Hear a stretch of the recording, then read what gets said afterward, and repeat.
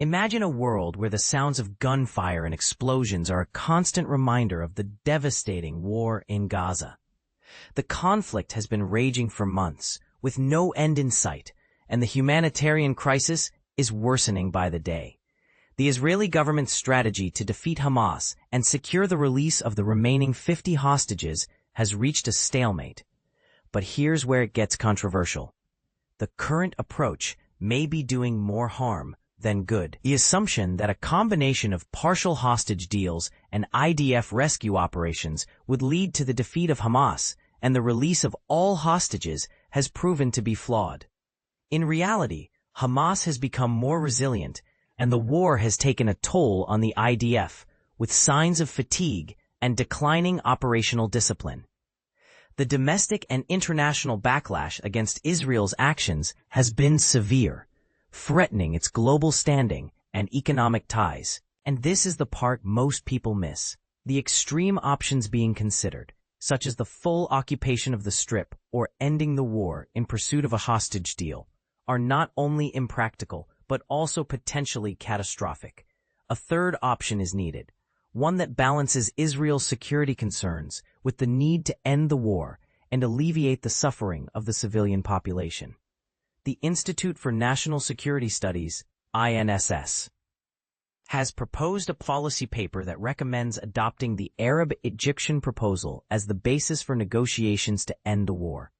This proposal includes ending hostilities in exchange for the release of the hostages, establishing a technocratic administration in Gaza to replace Hamas, maintaining law and order through Palestinian security forces trained by the United States, and reconstructing Gaza through an international management board. But what if Hamas persists in its refusal to release all the hostages? The State of Israel must undertake a three-pronged course of action: stop the deterioration in the international and domestic arenas, stabilize the operational situation in the Gaza Strip, and return to a framework for ending the war with a hostage deal that preserves Israel's vital interests and enhances its integration in the Middle East. The recommended implementation includes stopping the deterioration by stabilizing a forward defensive line, stabilizing the operational situation by creating a security buffer zone, and presenting a diplomatic framework for ending the war based on the Egyptian Arab proposal. The current context and core problem are clear. Israel is in a dangerous dilemma, unable to conclude the war with a deal to release all the hostages, yet continuing the war could further damage its international standing and societal resilience. The range of options and possible responses is limited, and each has its implications and disadvantages. Defeating Hamas through an expanded ground operation and occupation of the Gaza Strip would likely result in significant casualties, erosion of the IDF, and worsening of Israel's position in the international arena.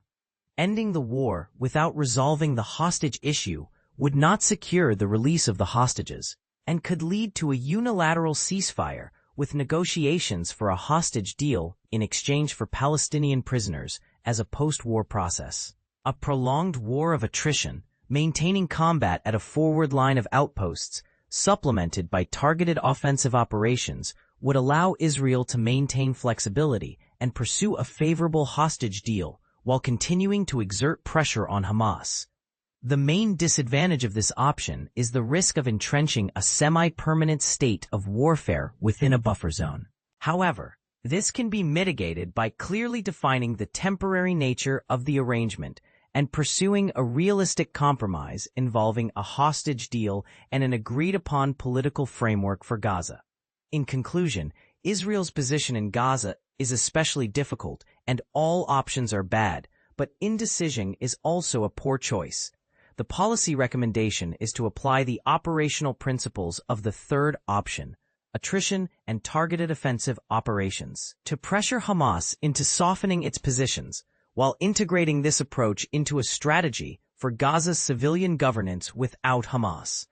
This strategy is the least harmful option under the current circumstances, allowing Israel to maintain flexibility, pursue a favorable hostage deal, and continue exerting pressure on Hamas. The passage of time may author new opportunities, currently unavailable, that could cause Hamas to reduce its demands, making it possible to end the war through a comprehensive hostage deal on more favorable terms. So, what do you think? Should Israel pursue a policy of attrition and targeted offensive operations, or is there a better way to end the war and secure the release of the hostages? Share your thoughts and let's discuss.